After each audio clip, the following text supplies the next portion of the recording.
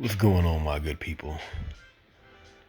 Today, I want to take a little bit of time and talk to you about the movie, The Batman.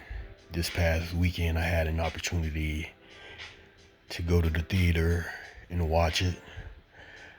Um, I haven't been to the theater in a good 7 to 8 months, so that was a really good time. Going with the family to go check out the movie. And before that, before I had a chance to see it, I've heard that it was the best Batman ever. I also heard some people saying it was the worst. So I wanted to take time and see for myself, because that's the thing that really counts. What do I think? So I had an opportunity to see it, and first of all, it's in this situation, Batman is kind of like new at this. Only been doing it for a couple of years, still getting used to it. Um, at this point, he don't really even know how effective he is, because he's stating like, I've been doing this and things seem to be getting worse. But then he admits it'll probably get more worse before it gets better. But the one thing he did say is that the effect that he had, not necessarily on crime itself, but the fact that he makes the criminals think that, oh, Batman could be out here. Why you doing this?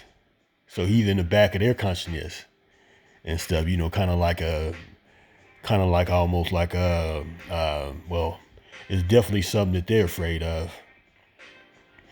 So more or less, it's the detective story, because this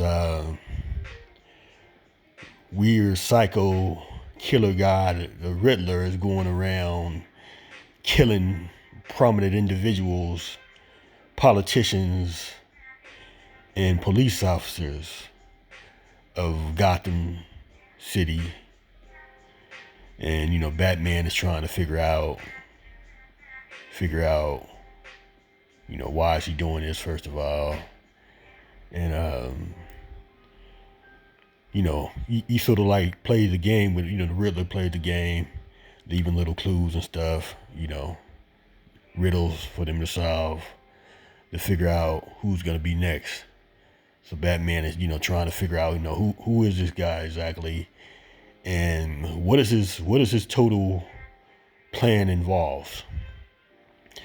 So like I said, Batman is new. Kind of like the general public don't really know who he is as far as that go. The police don't like him at all. Only one who does have a good relationship with him is Jim Gordon, and they're really close. The movie doesn't really explain why, what happened to get him and Batman really close. Because Batman trusts him, he trusts Batman. The rest of the police force don't like Batman. He's like a freak to them and stuff.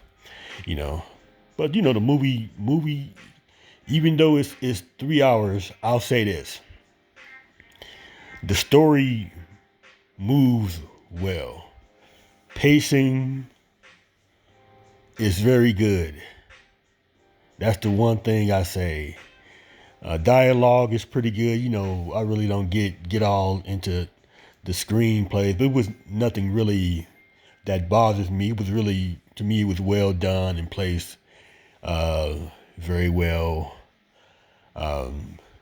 Most of the characters really good. Catwoman character, she was really good. She was sort of like a nice addition with her story, and sort of like the things she was going through and what she was trying to do, which could be similar as Batman, but kind of like her methodology of dealing with things was sort of like different than Batman. Even though Batman would say, yeah, I'm vengeance, but Batman is really more concerned about bringing people to justice. Catwoman, on the other hand, is more like, yeah, okay, this guy did this, he gonna have to pay. So she's really more vengeance in that respect. So that character was good. The Penguin character within this movie, sort of like a penguin. I guess you could say is more realistic, because usually when they have the penguin in something, the penguin is a very over the top character. Now the character does have flair, but it's more realistic within this version of Batman. This Batman is kind of like more grounded in a way. So it's like less. I guess it's about as realistic as you can make a superhero type movie. So it's not. It's not. It won't overwhelm you with gadgetry as most Batmans you might see, but it does have some cool technology in this movie. And if you see it, you'll check it out. Alfred is in this as well, and sort of like in their beginning, it was sort of like from my standpoint, it seemed as though the Bruce Wayne Batman character would sort of like take Alfred for granted, and in certain ways, even though they sort of like they made up for that.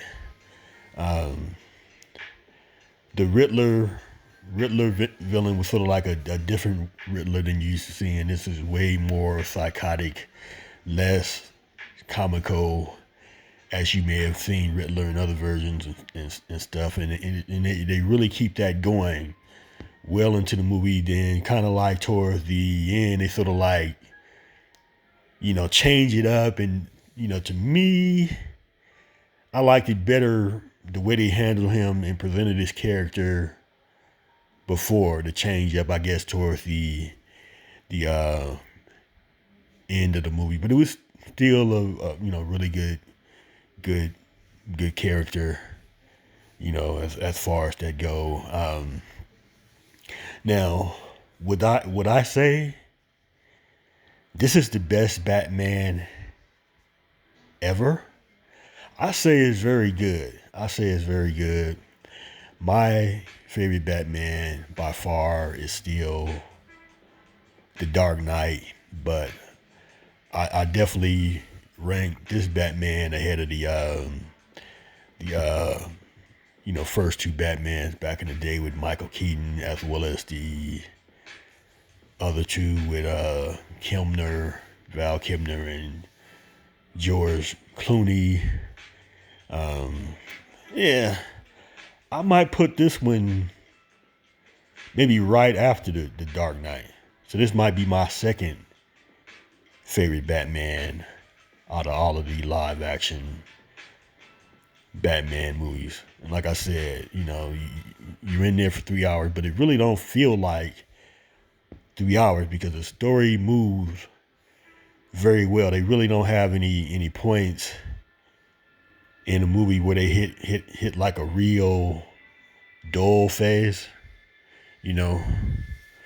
But this Batman is extremely good, and I definitely recommend people to go out and check it out. Until next time, y'all, peace.